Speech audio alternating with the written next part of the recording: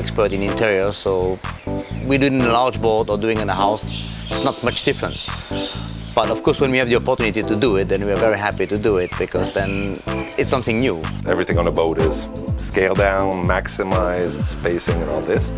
And the fact that we actually needed to remove a lot of the structure, as you can see, ceilings and wall panelings and furniture, to be able to then really have the discussion we're having today of knowing how to basically match our design, the first concept we had, to reality right now. We have to respect what we also achieve with the client. The biggest challenge is the space, because for us we use of large space and being able to, let's say, somehow waste a bit of space. That here you can't waste any space because everything is really like calculated in the volume. Luckily for this boat, the clients are not really extremely picky about materials, about example fabrics or finishing colors. We have a lot of latitude.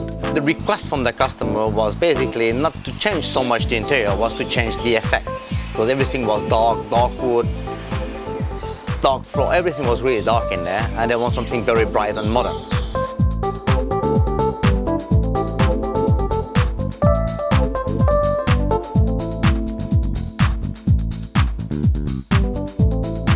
There's also a lot of special feature on a boat you don't have in condominiums or houses. The air conditioning system they use, the overall cabling system is totally different. So then we have to be very careful about this part. As an example, we need to remove all of these panels, which are sort of PVC panels, but I need to get an engineer to remove all of the electronics. I'm not going to let my carpenters play with this, so there's a lot of overlapping of work, and there's a lot of different professionals involved in this project, so it is quite challenging. This is the main challenge we have. We really have to use every square inch that you can use in this boat. This boat is large enough for most of the furniture that pretty much the same as you would do for a house. The sheer logistic of uninstalling a lot of different panels, a lot of different furniture from the boat. We have to take pictures of all the items prior to remove them, identify them, bring them back here, sort them out here. Some items need to be sent to our suppliers to be recovered with either leather, fabric, so everything had to be extremely well detailed. We're going to rebuild them based on the design they were, so we have, if you want, the footprint of it, which will help us to put new furniture that will fit.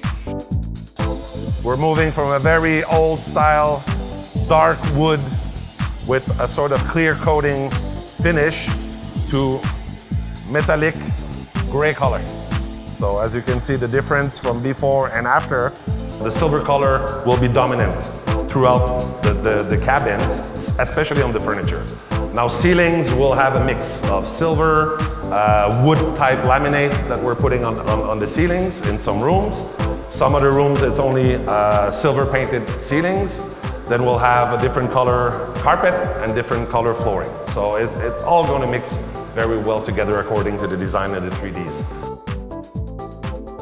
Those days they had fiberglass basically and wood, but now we have all kind of composite materials that are much lighter than what they use, so which help because we can take off some weight out of the boat, make it lighter, and it's also slimmer, so we gain a bit of space.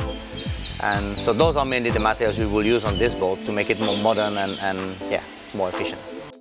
We discovered a lot by dismantling, but it was good for refurbishment of the boat because it allows also other technicians like engineers and so on to actually really do the job properly. So the boat will be as new once we're out of there.